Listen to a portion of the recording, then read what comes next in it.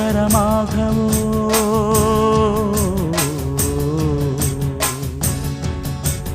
நீழ்குழல் மீதினில் ஆடவோ